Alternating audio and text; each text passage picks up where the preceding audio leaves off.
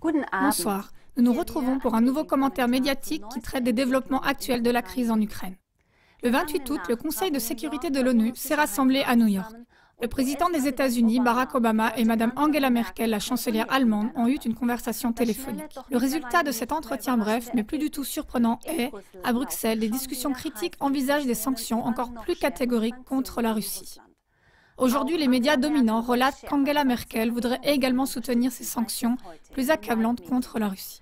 Est-ce que la chancelière agit vraiment pour l'intérêt de l'Allemagne? Ou bien travaille-t-elle secrètement pour les États-Unis et leurs tireurs de ficelles? On sait que l'Allemagne est économiquement assez dépendante de la Russie et qu'en sanctionnant celle-ci, elle se nuit elle-même, tandis que la Russie n'a qu'un sourire lassé devant ces avertissements. Malgré tout, les nouvelles sanctions contre la Russie seront probablement soumises à ce sommet spécial de l'UE. Et cela, encore une fois, à une vitesse vertigineuse, alors que le Conseil de sécurité de l'ONU doit admettre que la 20e séance de crise du 28 août n'a apporté aucun résultat.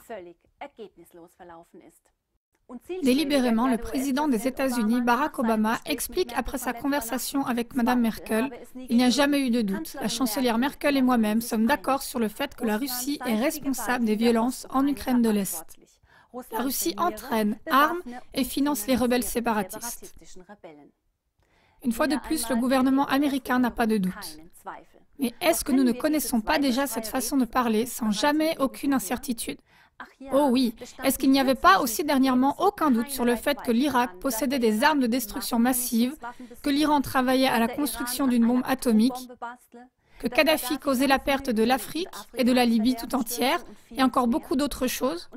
Et chaque fois, on a pu prouver par la suite que c'était exactement l'inverse qui s'était produit. C'était plutôt le gouvernement des États-Unis qui n'avait aucun doute et incontestablement les plus grandes catastrophes en ont résulté. Souvenons-nous seulement de tous les pays bombardés et ruinés à tort, comme par exemple lors du prétendu printemps arabe. Mais avant tout, revenons au mensonge de la couveuse qui a conduit au génocide en Irak.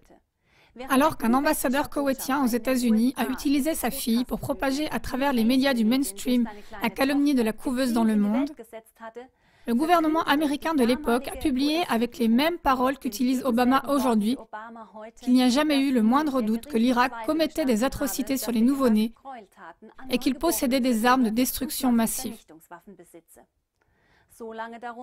Tant que le mensonge de la couveuse qui a entraîné le génocide contre les Irakiens et aussi les autres guerres d'agression américaine camouflées en guerre humanitaire n'auront pas été jugés par un tribunal de guerre international, on ferait mieux d'avoir de sérieux doutes face aux accusations continuelles d'Obama contre la Russie.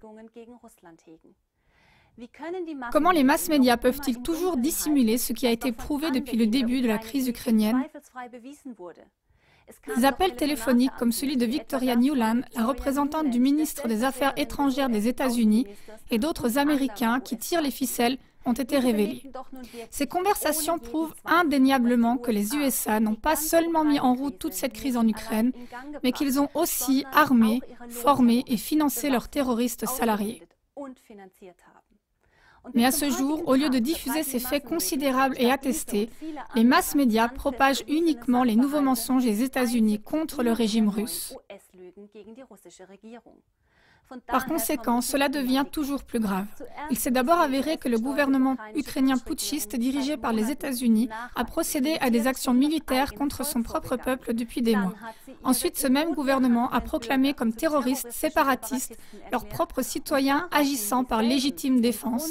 Et enfin, ils ont fusillé et déchiqueté ces mêmes personnes. Le 29 août 2014, Obama relate impunément devant tous les médias que son pays ne souhaite pas répondre aux agressions russes par des actions militaires. Mais la politique et la diplomatie doivent à nouveau triompher sur le guerrier. Quelle stratégie sournoise et révoltante!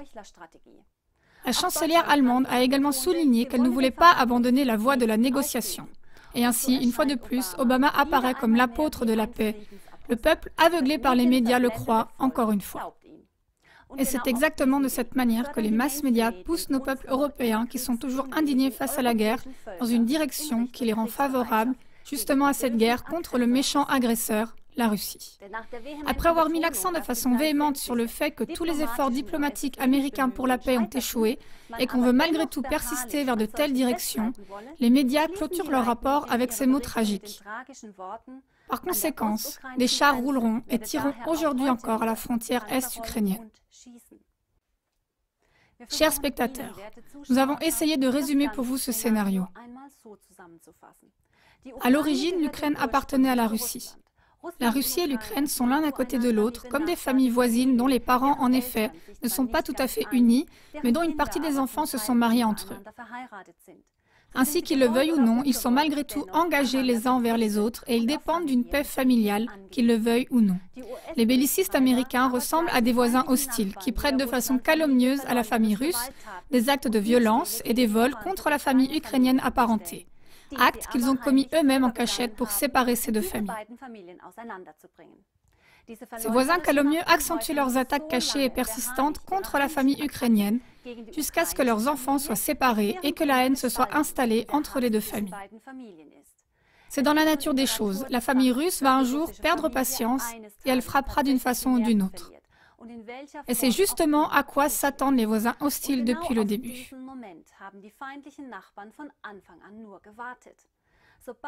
Dès que la famille russe s'équipera et équipera ses enfants avec des armes et qu'ils prendront les chars, la famille de voisins hostiles verra cela comme une preuve absolue des affirmations qu'elle propage à haute voix depuis toujours.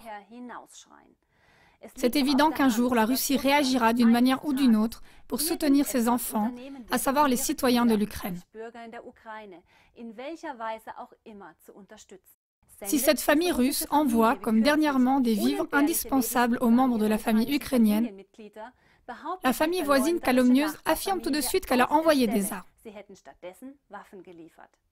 Et si un jour, la situation s'est tellement dégradée et qu'effectivement les Russes livrent vraiment des armes à leurs enfants en Ukraine afin qu'ils se défendent, alors tout ce voisinage monté hostilement contre eux les assaillera. Conclusion. Stoppez le bellicisme américain en transmettant cette émission. Envoyez ce lien. Téléchargez cette émission sur des portails Internet.